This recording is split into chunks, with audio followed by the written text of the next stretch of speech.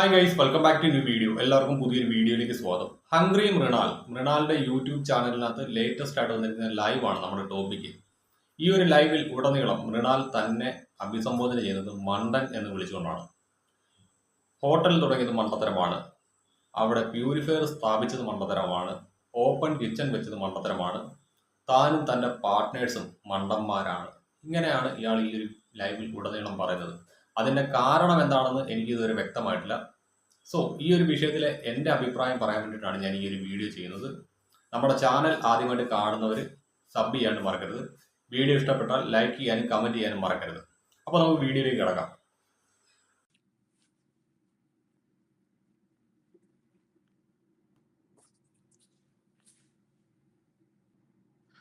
നമസ്കാരം. ഞങ്ങള് റെസ്റ്റോറൻറ്റ് തുടങ്ങിയിട്ട് ഇപ്പോൾ 1 വർഷവും ഒരു മാസവും ആവുന്നു. 1 മാസം കഴിഞ്ഞു. അപ്പോൾ ഒരുപാട് പേർക്ക് ഭയങ്കര ബുദ്ധിമുട്ടാണ് ഈ റെസ്റ്റോറൻറ്റ് തുടങ്ങിയതിന് ശേഷം. അതിന് മുമ്പ് അങ്ങനെ എന്തെങ്കിലും ഒരു ബുദ്ധിമുട്ട് എന്നെപ്പറ്റി ആരെങ്കിലും പറഞ്ഞു കേട്ടതായിട്ടോ ഒന്നും എനിക്കങ്ങനെ കാര്യമായിട്ട് അറിയില്ല. ഈ റെസ്റ്റോറൻറ്റ് തുടങ്ങിയതിന് ശേഷം വലിയ ബുദ്ധിമുട്ടാണ്. അപ്പോൾ എനിക്ക് പറ്റിയ മണ്ടത്തരം എന്താണെന്ന്, എനിക്ക് പറ്റിയ അബദ്ധങ്ങൾ, അത് ഞങ്ങളിങ്ങനെ ആലോചിക്കുകയായിരുന്നു. ഞങ്ങളെന്ന് പറഞ്ഞു കഴിഞ്ഞാൽ എനിക്ക് വേണ്ടപ്പെട്ടവർ കുറേ പേരുണ്ടല്ലോ. സോ എനിക്ക് ഇതിനകത്ത് ആദ്യം തന്നെ ഒരു കാര്യം പറയാനുണ്ട്. ഇയാൾ വലിയ ഫുഡ് ബ്ലോഗറാണ്, സ്റ്റാൻഡേർഡ്സ് കീപ്പ് ചെയ്യുന്ന ഒരു വ്യക്തിയാണ്. പക്ഷെ ഇയാൾ കാണിച്ച വൃത്തികേട് നിങ്ങൾ ശ്രദ്ധിച്ചോ? ഫോണിലെ ക്യാമറ തുപ്പല് തൊട്ട് തുടയ്ക്കുന്നു. അത് ഏറ്റവും വലിയ വൃത്തികേടാണ്. അതേപോലെ തന്നെ ഏറ്റവും ഡേഞ്ചർ ആയിട്ടുള്ള ഒരു കാര്യമാണ്. നമ്മൾ പല സ്ഥലങ്ങളിൽ സ്പർശിച്ചിട്ടായിരിക്കും നമ്മുടെ ഫോണെ ടച്ച് ചെയ്യുന്നത്. അതുകൊണ്ട് തന്നെ നമ്മുടെ ഫോൺ എന്ന് പറയുന്നത് ബാക്ടീരിയാസിന്റെ ഒരു പ്രഭവ കേന്ദ്രമാണ്. ആ ഒരു ഫോണിലേക്കാണ് നമ്മൾ തുപ്പൽ തൊട്ട് തുടയ്ക്കുന്നത്. ഒന്ന് നമ്മൾ തുടയ്ക്കും, അത് ക്ലിയർ അല്ലെന്ന് തോന്നുമ്പോൾ വീണ്ടും തുപ്പൽ തൊട്ട് തുടയ്ക്കും. അങ്ങനെ വരുമ്പോൾ നമ്മുടെ കയ്യിലേക്ക് ആ ബാക്ടീരിയ വരും. നമ്മൾ ഒന്ന് ടച്ച് ചെയ്ത് കഴിയുമ്പോൾ നമ്മൾ അറിയാതെ നാക്കിലോട്ട് കൈ വെക്കുമ്പോഴത്തേക്ക് ഈ നമ്മുടെ കയ്യിൽ പറ്റി പിടിച്ചിരിക്കുന്ന ബാക്ടീരിയയാണ് നമ്മുടെ നാവിലേക്ക് വരുന്നത്. ഇത്രയും വലിയ ഫുഡ് ബ്ലോഗർക്ക് ഈ ഒരു കാര്യം അറിയില്ല എന്ന് പറയുമ്പോൾ പുച്ഛമാണ് തോന്നുന്നത്. ഞാനൊക്കെ എൻ്റെ ഫോണിൽ ഡസ്റ്റ് വന്നു കഴിഞ്ഞാൽ തുടയ്ക്കാറുണ്ട്. അത് ഞാൻ എൻ്റെ ഷർട്ടോ അല്ലെങ്കിൽ ടീഷർട്ടോ ആണ് ഇട്ടിരിക്കുന്നതെങ്കിൽ അതിൻ്റെ തുണി കൊണ്ടാണ് തുടയ്ക്കുന്നത്. അല്ലാതെ തുപ്പൽ താക്കി തുടയ്ക്കാറില്ല. അതും അല്ലെങ്കിൽ സാനിറ്റൈസർ ഉണ്ടെങ്കിൽ ഞാൻ അത് വെച്ച് തുടയ്ക്കും. കാരണം എനിക്ക് ഏറ്റവും അവൈലബിൾ ആയിട്ടുള്ള ഒരു സാധനം സാനിറ്റൈസറാണ്. എൻ്റെ വർക്കിൻ്റെ ഭാഗമായിട്ട് ഞാൻ പോകുമ്പോൾ എൻ്റെ ടൂൾ കിറ്റിനകത്ത് ഈ പറഞ്ഞ സാനിറ്റൈസർ ഉണ്ട്. IP എന്ന് വിളിക്കുന്ന ഒരു ലിക്വിഡ് ഉണ്ട്. കേബിൾ TV ടെക്നീഷ്യന്മാർക്കൊക്കെ അറിയാം. ആ ഒരു ലിക്വിഡ് യൂസ് ചെയ്ത് ഞാൻ ഫോൺ തുടയ്ക്കാറുണ്ട്. അത്രത്തോളം നമ്മൾ കെയർഫുൾ ആയിട്ട് വേണം നമ്മുടെ ഫോൺ ഹാൻഡിൽ ചെയ്യാനായിട്ട്. കാരണം ഏറ്റവും അധികം വൈറസുകൾ സ്പ്രെഡ് ചെയ്യാൻ ചാൻസ് ഉള്ള ഒരു സാധനമാണ് ഈ പറയുന്ന ഫോൺ എന്ന് പറയുന്നത്. അത് ഏത് ഡോക്ടേഴ്സിനോട് ചോദിച്ചാലും അവർ പറഞ്ഞുതരും. അതുകൊണ്ട് തന്നെ നമ്മുടെ ഫോൺ നമ്മൾ ആഹാരം കഴിക്കുമ്പോൾ യൂസ് ചെയ്യണമെന്ന് പറയുന്നതിൻ്റെ പ്രധാന കാരണം, നമ്മൾ എന്തെങ്കിലും അത്യാവശ്യത്തിന് നമ്മൾ കൈ കഴുകിയിട്ട് ഫുഡ് കഴിക്കാതിരിക്കുന്ന സമയത്തായിരിക്കും ഈ ഫോണിൽ നമ്മൾ ടച്ച് ചെയ്യുന്നത്. നമ്മുടെ ഫോണിലുള്ള സകലമാന ബാക്ടീരിയസ് നമ്മുടെ കയ്യിലേക്ക് വരും. പിന്നെ നമ്മൾ ആ കൈ കഴുകുന്നതുകൊണ്ട് ഉപയോഗം ഇല്ലാത്ത അവസ്ഥയാവും. അങ്ങനെ ഒരു സാഹചര്യത്തിലാണ് ഈ ഒരു ഫുഡ് ബ്ലോഗർ ഇങ്ങനെ ചെയ്യുന്നത്. ഒരു തരത്തിലും അംഗീകരിക്കാൻ പറ്റില്ല. അതുകൊണ്ടാണ് ഞാൻ പറഞ്ഞത്, ഇനിയെങ്കിലും ഇത്തരത്തിലുള്ള കാര്യങ്ങൾ ഒഴിവാക്കാൻ ശ്രമിക്കുക. അപ്പോൾ ബാക്കിയും കൂടി കാണാം. എൻ്റെ വളരെ വേണ്ടപ്പെട്ട സുഹൃത്തുക്കൾ, അപ്പോൾ ശരിയാണ്, വലിയ മണ്ടത്തരങ്ങളാണ് ഞാൻ ചെയ്തത്. ഒരു സാധാരണ കുടുംബത്തിൻ്റെ പല വർഷങ്ങളുടെ 10-20 വർഷത്തിൻ്റെ വരുമാനം ചിലവാക്കിയിട്ടാണ് ഞങ്ങൾ ജസ്റ്റ് വാട്ടർ ട്രീറ്റ്മെൻറ്റ് പ്ലാന്റ് മാത്രം ഉണ്ടാക്കിയത്. ഫ്രഷ് വാട്ടറും വേസ്റ്റ് വാട്ടറും. പൊല്യൂഷൻ കൺട്രോൾ ബോർഡിൻ്റെ സർട്ടിഫിക്കേഷൻ കിട്ടാൻ വേണ്ടിയിട്ട് ഞങ്ങൾ ചിലവാക്കിയത് അത്രയധികം പൈസയാണ്. ഇതൊക്കെ എനിക്ക് പറ്റിയ തെറ്റാണ്. സോ ഇതിനകത്ത് ഈ പൊല്യൂഷൻ കൺട്രോൾ ബോർഡിന് ലൈസൻസ് കിട്ടാണ്ട് വാട്ടർ പ്യൂരിഫയർ സ്ഥാപിച്ചതൊക്കെ വൻ തുക മുടക്കിയാണ്. അതൊക്കെ തൻ്റെ മണ്ടത്തരമാണെന്നൊക്കെയാണ് ഈ വ്യക്തി പറയുന്നത്. സാർ, നിങ്ങളൊരു റെസ്റ്റോറൻ്റ് ആണ് തുടങ്ങുന്നത്, നിങ്ങളൊരു ഫുഡ് ബ്ലോഗറാണ്.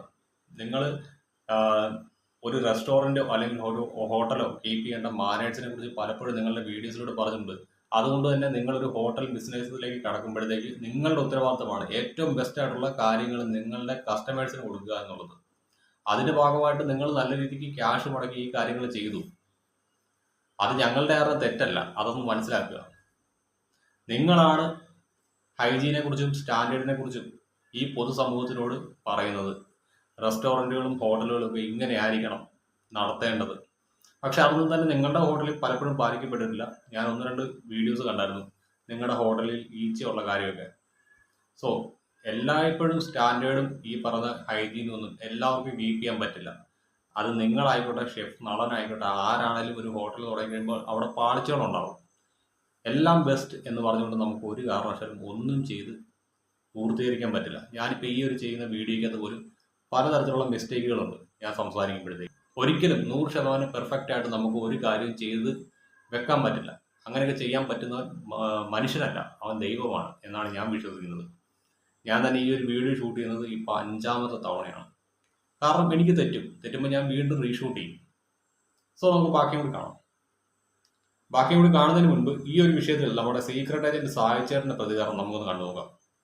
തനിക്ക് പറ്റിയ അബദ്ധങ്ങൾ, അതായത് ഹോട്ടൽ തുടങ്ങി താൻ ചെയ്ത അബദ്ധങ്ങൾ, ഹോട്ടൽ തന്നെ സ്വന്തം ബിസിനസ് തന്നെ ഒരു അബദ്ധമാണ് എന്നുള്ള രീതിയിലേക്ക് ഈ ചെങ്ങായി ചിന്തിച്ചു തുടങ്ങുക, അല്ലെങ്കിൽ ആളുകളുടെ മുന്നിൽ പ്രസന്റ് ചെയ്യുക എന്ന് പറയുമ്പോൾ 2 കുറുക്കത്തരാണ് അതിലുള്ള. ഒന്ന്, ഇവർ ചെയ്ത കാര്യങ്ങൾ നാട്ടുകാരെ അറിയിച്ച് ഞങ്ങൾ ഇത്ര ഇൻവെസ്റ്റ്മെന്റ് ചെയ്തു, ഞങ്ങൾ ഇത്രത്തോളം ഹാർഡ് വർക്ക് ചെയ്തു, ഞങ്ങൾ ഇന്ന കാര്യങ്ങളാണ് അവിടെ ചെയ്യുന്നത്, ഇന്ന ഓഫേഴ്സ് കൊടുക്കുന്നു. ഈ ഒരു വീഡിയോ ഒട്ടുനീളം നിങ്ങൾ എടുത്തു നോക്കി, മുഴുവനും അതാണ് promotion in A different angle. അതായത് വേറെ രീതിക്കുള്ള പ്രൊമോഷൻ. മനസ്സിലായില്ലേ? ഇത്ര കാലം അറഗൻസ് പറഞ്ഞ് പ്രൊമോട്ട് ചെയ്തെങ്കിൽ ഇപ്പൊ അയ്യോ ഇല്ലായ്മ പറഞ്ഞ് പ്രൊമോട്ട് ചെയ്യുന്നു. ഇത് വേറൊരു സ്ട്രാറ്റജിയാണ് ഈ ചങ്ങായിന്റെ. അതാണ് എനിക്ക് മനസ്സിലാക്കാൻ പറ്റിയത്. വാട്ടർ പ്ലാന്റിന് പൈസ മുടക്കാൻ ആരെങ്കിലും നമ്മൾ പറഞ്ഞു കൊടുക്കും, നാട്ടുകാർ ചോദിച്ചു, ആരെങ്കിലും ഹംഗ്രി മൃണാലിനോട്, മിസ്റ്റർ മൃണാൽ, നിങ്ങൾ ഈ ഫുഡ് ബ്ലോഗർ ആയതുകൊണ്ട് നിങ്ങൾ ഒരു ഹോട്ടൽ തുടങ്ങി ഞങ്ങൾക്ക് സക്സസ്ഫുൾ ആയി കാണിച്ചു തരും, നിങ്ങൾ ഹോട്ടൽ തുടങ്ങുമ്പോൾ ആരെങ്കിലും പുഷ് ചെയ്താ? ഇതിപ്പോ നമ്മൾ സിനിമ റിവ്യൂ പറയുമ്പോൾ ആൾക്കാർ ഒന്ന് ചുമ്മാ തമാശയ്ക്ക് ആരെങ്കിലും സിനിമ എടുത്തോ എന്ന് പറഞ്ഞിട്ട് പോണൊക്കെ കണ്ടിട്ടുണ്ട്. അത് വിചാരിച്ച് ചാടി കയറി സിനിമ എടുക്കാൻ പോകാൻ പറ്റുമായിരിക്കും. ഇല്ലെങ്കിൽ ഞാൻ കാറിൽ ഇരുന്നിട്ടാണ് വീഡിയോ എടുക്കുന്നത്, എന്നാൽ ഈ കാറിനകത്തല്ല ഫുൾ ടൈം. ഈ സ്വന്തമായി കാർ ബ്രാൻഡ് തുടങ്ങി ഞാൻ കാർ ഉണ്ടാക്കാൻ പോയാൽ എങ്ങനെ ഉണ്ടാവും? പഠിച്ചിട്ട് പോകണം, അല്ലെങ്കിൽ അറിഞ്ഞ പണി ചെയ്യണം. മനസ്സിലായി? നമുക്ക് അങ്ങനത്തെ ഒരു കാര്യമുണ്ട്.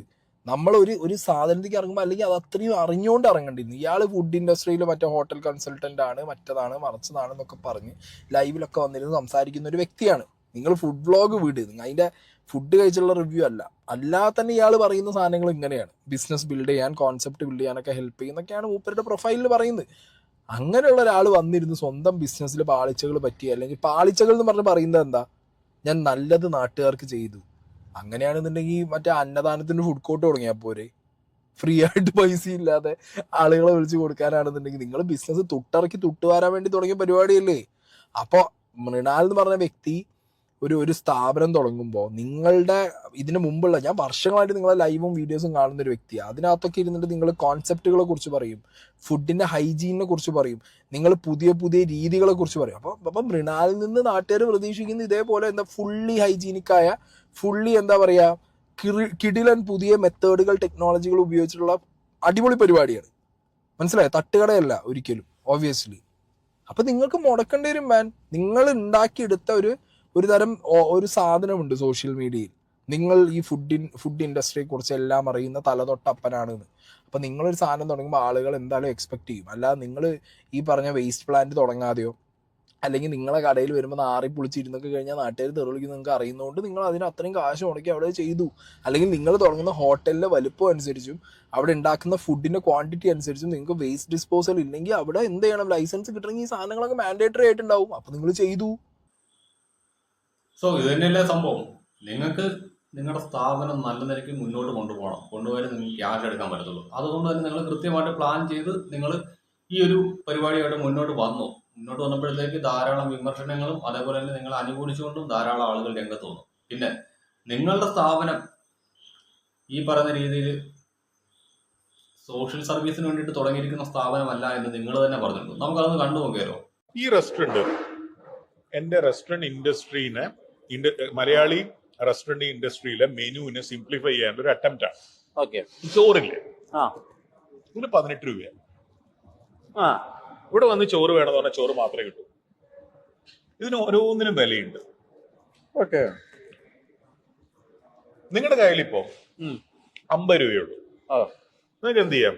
AC റെസ്റ്റോറന്റ്, സാധാരണ ഒരു AC റെസ്റ്റോറന്റിൽ ഇങ്ങനത്തെ ഒരു സ്ഥലത്ത് വന്നു കഴിഞ്ഞാൽ ഒരു 10-200 രൂപയെങ്കിലുള്ള ഭക്ഷണം കഴിക്കാൻ പറ്റും. ചോറ് മേടിക്കാം, സാമ്പാർ മേടിക്കാം, വേറൊരു കറി മേടിക്കാം, 50 രൂപ. പിന്നെ നിങ്ങളുടെ കയ്യിൽ 200 രൂപയുണ്ട്. 50 രൂപ ചോറ്, ഒരു സാമ്പാർ, ഒരു കറി, 50 രൂപ. ഈ 50 രൂപയുടെ കൊടുത്ത് ഒരു 30 രൂപ ഇട്ട് കഴിഞ്ഞാൽ പുറത്തൊരു ഹോട്ടലിൽ നിന്ന് നല്ലൊരു ഊണ് കഴിക്കാം. അതായത് അവിടെ വരുന്ന കസ്റ്റമേഴ്സിന്റെ പോക്കറ്റ് കലിയാക്കുന്ന പരിപാടിയാണ് നിങ്ങൾ അവിടെ ചെയ്യുന്നത്. ഒരു ഗ്ലാസ് വെള്ളം മേടിച്ചാൽ അതിന് വരെ അവിടെ ക്യാഷ് ഉണ്ട്.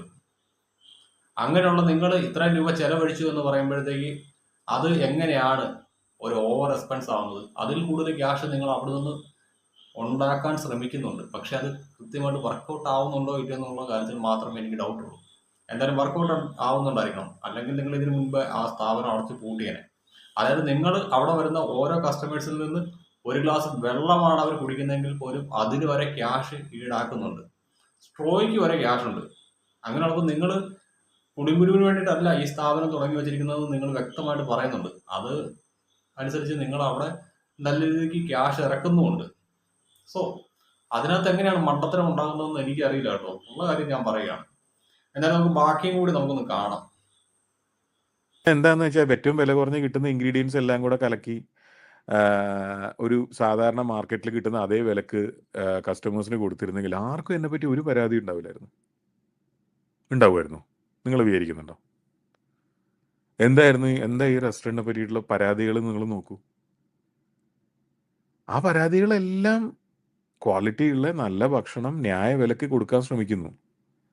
അതിനെ ബേസ് ചെയ്തിട്ടല്ലേ റെസ്റ്റോറൻറ്റ് തുടങ്ങുന്നതിന് മുമ്പേ എന്നെ ആരും ഇങ്ങനെ വേട്ടയാടിയതായിട്ടോ അല്ലെങ്കിൽ ഒന്നും എനിക്കറിയില്ല. ഞങ്ങളിപ്പോൾ 39 രൂപയ്ക്ക് ചോറ് കൊടുക്കുന്നു. ചോറും സാമ്പാറോ ഒഴിച്ചുകറി എന്താന്ന് വെച്ചാൽ അത് കൂട്ട്, തോരൻ, അച്ചാറ്, പപ്പടം എല്ലാം അൺലിമിറ്റഡ് ആയിട്ട്, ചോറും കറികളും എല്ലാം അൺലിമിറ്റഡ് ആയിട്ടുള്ള മീൽസ് 39 രൂപയ്ക്ക് കൊടുക്കുന്നു. അപ്പം ഞാൻ ഇത്രേ ആലോചിച്ചുള്ളൂ, പൈസയ്ക്ക് ഭയങ്കര ബുദ്ധിമുട്ടുള്ളൊരു കാലമാണ്. അതിവിടെ കാനഡയിലായാലും അതെ, നാട്ടിലായാലും അതെ. ഈ വെള്ളപ്പൊക്കവും ഒക്കെ അതിൻ്റെ മോളിൽ കൂടിയിട്ടാണ്. അതായത് ഗതികെട്ടവൻ മുട്ടയടിച്ചപ്പോൾ കല്ലുമഴ എന്ന് പറയുന്ന പോലെയാണ് ഇതൊക്കെ വരുന്നത്. നാട്ടുകാർ അവർ പൈസ ഇല്ലാതെ ഞാനടക്കം നിങ്ങളടക്കം ബുദ്ധിമുട്ടുന്നൊരു കാലഘട്ടമാണ്. ആ 39 രൂപയ്ക്ക് ചോറ് കൊടുക്കുന്നതിനെതിരെയുള്ള പ്രചരണമാണ് ഇപ്പോൾ നടന്നുകൊണ്ടിരിക്കുന്നത്. ശരിയാണ്, തെറ്റാണ്, ചെയ്യാൻ പാടില്ല. AC റെസ്റ്റോറൻറ്റിൽ അതായത് ഒരാൾ പറഞ്ഞു എന്നാണ് എൻ്റെ ഒരു സുഹൃത്ത് പറഞ്ഞത്. നാട്ടിലെ ചെറിയ ഊണ് കടകളിൽ പോലും 80 രൂപ, 90 രൂപ, 70 രൂപയൊക്കെയാണ് ഊണിന് കൊച്ചിയിൽ. ഇനി ഇവനാരാ 39 കൊടുക്കുക? ഇവനെന്തിനാ ഇവൻ എന്തൊക്കെയോ തെറിയാണ് പിന്നെ ബാക്കി. ശരിയാണ്, ചെയ്യാൻ പാടില്ല. സോ 39 രൂപയുടെ ഊണ് നൈസായിട്ടൊരു പ്രൊമോഷനും കൂടി ഈ ഒരു ലൈവിനകത്ത് പുള്ളി ചെയ്തു വെക്കുന്നുണ്ട്. ഈ 39 രൂപയുടെ ഊണ് തന്നെയായിരുന്നു മുൻപ് ഹംഗറി മൃണാലിനകത്ത് 50 രൂപ കൊടുത്തുകൊണ്ടത്. അതായത് ചോറ്, അതുകൂടാതെ സാമ്പാർ, മറ്റെന്തെങ്കിലും 1-2 കറികൾ. ഇതേ സംഭവം തന്നെയാണ് ഇപ്പോൾ 39 രൂപയ്ക്ക് കൊടുക്കുന്നത്. അല്ലാതെ പ്രത്യേകിച്ച് അതിനോട് ഈ ചിക്കനോ മട്ടനോ ഒരു സാധനവും ഇല്ല. അതാണ് വാസ്തവം. അതുകൊണ്ട് തന്നെ മറ്റ് കടക്കാർക്ക് പ്രശ്നം ഉണ്ടാക്കേണ്ട കാര്യമില്ല. ഈ പറയുന്ന 30 രൂപ കൊടുത്ത് 50 രൂപ കൂടി ഇടുവാണെങ്കിൽ പുറത്തെ ഹോട്ടലിൽ പോയി കഴിഞ്ഞാൽ നല്ല ചിക്കനും അല്ലെങ്കിൽ മീനും ഒക്കെ കൂട്ടി ചോറുണ്ണാം. അതാണ് യാഥാർത്ഥ്യം. അല്ലാതെ ഈ പറയുന്ന ഇവിടെ ചിക്കനും മട്ടനും ഒന്നും അല്ല 39 രൂപയ്ക്ക് വിളമ്പുന്നത്. അതുകൊണ്ട് തന്നെ സാധാരണക്കാരായിട്ടുള്ള ഒരു ഹോട്ടലുകാരനും ഒരു തരത്തിലുള്ള നഷ്ടവും ഇവിടെ ഉണ്ടാവില്ല. ഈ ഒരു മൂവ്മെന്റ് അത് നല്ലത് തന്നെയാണ്. കാരണം നമ്മുടെ വിദ്യാർത്ഥികളൊക്കെ പഠിക്കാണ്ട് പോകുന്ന ആളുകൾ, അവർക്കൊക്കെ അഫോർഡബിൾ ആയിട്ടുള്ള റേറ്റിൽ ഭക്ഷണം കഴിക്കാം, രുചികരമായിട്ടുള്ളത്. എന്ന് വെച്ചുകൊണ്ട് ആഡംബരം ഉണ്ടാവില്ല എന്നുള്ളതാണ് സത്യം. എന്തായാലും നമുക്ക് ഈ ഒരു 39 രൂപയുടെ ഊണ് അതെന്താണെന്നൊന്ന് കണ്ടു നോക്കാം. നമ്മുടെ കൊച്ചിയിൽ വെറും 39 രൂപയ്ക്ക് ഊണ്. കൊച്ചിയിൽ വർക്ക് ചെയ്യുന്നതും പഠിക്കുന്നതുമായിട്ടുള്ള നിങ്ങളുടെ ഫ്രണ്ട്സിനൊക്കെ വീഡിയോ ഷെയർ ചെയ്ത് കൊടുക്കാൻ മറക്കണ്ട. ഉച്ചയ്ക്ക് 1 മണിക്ക് മുമ്പ് ഹംഗറി മൃണാളുടെ ഏത് ഔട്ട്ലെറ്റിൽ ചെന്നാലും വെറും 39 രൂപയ്ക്ക് ഊണ് കിട്ടുന്നുള്ള വീഡിയോ കണ്ടിട്ടാണ് ഞാൻ ഇങ്ങോട്ട് പോയത്. വന്നപ്പോൾ സംഭവം ശരിയാണ്, വെറും 36 രൂപയ്ക്കാണ് നമുക്ക് ഊണ് കിട്ടിയത്. പക്ഷെ CGSTയും SGSTയും ചേർത്ത് 39 രൂപയായി. പൈസ കുറവാന്ന് വിചാരിച്ച് ഫുഡിന്റെ ക്വാളിറ്റിയിൽ ഒരു കോംപ്രമൈസും ഇല്ല. സൂപ്പർ ഫുഡ് തന്നെ. ഈ ഒരു ഓഫർ എത്ര കാലം ഉണ്ടാവും അറിയില്ല, പക്ഷെ ഇതുപോലത്തെ ഒരു ഓഫർ കൊണ്ടുവന്ന മൃണാൾ ആൻഡ് ടീമിന് ഒരു ബിഗ് ഷൗട്ട് ഔട്ട്. സോ ഇതാണ് 39 രൂപയുടെ ഊണ്. ഇത് ഞാൻ നോക്കിയിട്ട് നല്ലൊരു മൂവ്മെന്റ് ആണ്. കാരണം മറ്റൊന്നുമല്ല, നമ്മുടെ വിദ്യാർത്ഥികളായിട്ടുള്ള ആളുകൾക്ക് ഒരു നേരത്തെ ഭക്ഷണം അത് കഴിക്കാൻ പറ്റും. ഈ ഹോസ്റ്റലിലൊക്കെ നിന്ന് പഠിക്കുന്ന വിദ്യാർത്ഥികൾക്ക് ഉച്ചക്കത്തെ ഒരു നേരത്തെ ഭക്ഷണം ഈ പറയുന്ന ഹംഗറി മൃണാലിൽ വന്നു കഴിഞ്ഞാൽ 39 രൂപയ്ക്ക് കഴിക്കാം. ഈ മീനോ മറ്റു കാര്യങ്ങളോ ഒന്നും ഇല്ലെന്നുള്ളൂ. എന്നാലും കഴിക്കാൻ താല്പര്യമുള്ളവർക്ക് ഇവിടെ ഒന്ന് കഴിക്കാം. കഴിച്ചു കഴിഞ്ഞാൽ അവന്റെ വയറ് നിറയുകയും ചെയ്യും. അതൊരു നല്ല മൂവ്മെന്റ് ആണ്. ഈ ഒരു മൂവ്മെന്റിൽ ആരും ഇവരെ കുറ്റം പറയേണ്ട കാര്യമൊന്നുമില്ല. ഒരു നേരത്തെ വിശപ്പ് അടക്കാണ്ട് പണമില്ലാത്ത ആളുകൾക്ക് ഇങ്ങനെയെങ്കിലും വിഷപ്പടക്കാൻ പറ്റുന്നുണ്ടെങ്കിൽ അത് നല്ല കാര്യമല്ലേ? അത് മാത്രമേ ഉള്ളൂ. ഈ ഒരു വിഷയത്തിനകത്ത് ഈ പുള്ളി ചെയ്തത് തെറ്റാണെന്നോ മണ്ടത്തരമാണെന്നോ ഞാൻ പറയത്തില്ല. പുള്ളി അഭിനന്ദനം അർഹിക്കുന്ന ഒരു വ്യക്തി തന്നെയാണ്. പിന്നെ എന്തുകൊണ്ട് ഇയാൾ ഇങ്ങനെ പറയുന്നു എന്ന് ചോദിച്ചു കഴിഞ്ഞാൽ മേ ബി ഒരു പക്ഷേ ഇങ്ങനെ പറഞ്ഞുകൊണ്ട് ഒരു മാർക്കറ്റ് വാല്യൂ വീണ്ടും ഹംഗറി മൃണാൽ എന്ന് പറയുന്ന ഹോട്ടൽ ശൃംഖലയ്ക്കും അതേപോലെ തന്നെ മൃണാൽ എന്ന് പറയുന്ന വ്യക്തിക്കും ഉണ്ടാക്കിയെടുക്കാനുള്ള ഒരു ലക്ഷ്യം വെച്ചുകൊണ്ട് മാത്രമായിരിക്കും. അല്ലാതെ ഇതിനകത്ത് ഒന്നും എനിക്ക് തോന്നുന്നില്ല. ഈ പുള്ളിയായിട്ട് ബന്ധപ്പെട്ട് ധാരാളം നെഗറ്റിവിറ്റിയും ഉണ്ട് കേട്ടോ, ഇല്ല എന്നല്ല. കടുങ്കാപ്പിക്ക് 20 രൂപ, ചായക്ക് 15 രൂപ, അങ്ങനെയൊക്കെയുള്ള ബില്ലുകളും കാര്യങ്ങളൊക്കെ ആയിട്ട് ബന്ധപ്പെട്ട കുറച്ച് വീഡിയോസ് ഞാൻ ഇൻസ്റ്റാഗ്രാമിൽ കണ്ടിരുന്നു ഈ ഒരു വീഡിയോ ചെയ്യുന്നതിന് തൊട്ട് മുൻപായിട്ട്. അങ്ങനെ ധാരാളം വിമർശനങ്ങൾ ഈ പുള്ളി ഏറ്റു വാങ്ങുന്നുണ്ട്. അങ്ങനെയുള്ള സാഹചര്യത്തിലായിരിക്കാം പുള്ളി ഒരു പക്ഷേ ഇങ്ങനത്തെ ലൈവായിട്ട് വന്നത്. സോ ഗൈസ്, ഇത്രയുള്ള നമ്മുടെ വീഡിയോ. ഈ ഒരു വീഡിയോയെ കുറിച്ചുള്ള നിങ്ങളുടെ വിലയേറിയ അഭിപ്രായങ്ങൾ ഒന്ന് കമൻ്റ് ആയിട്ട് രേഖപ്പെടുത്തണം. അപ്പോൾ ഓക്കെ എന്നാ, ബൈ.